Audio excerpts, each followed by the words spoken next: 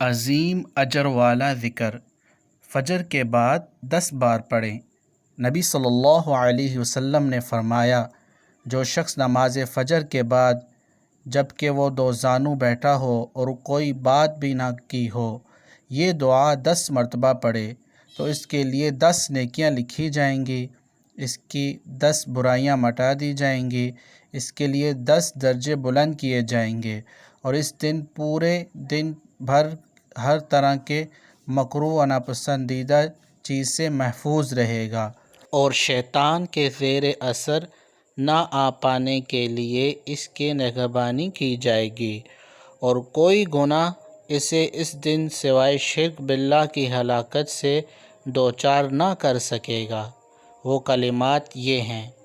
لا الہ الا اللہ وحدہ لا شریک لہ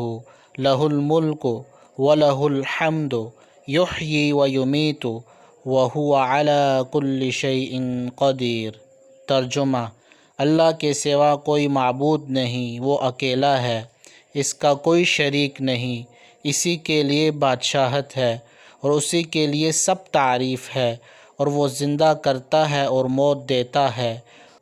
اور وہ ہر چیز پر پوری طرح قادر ہے۔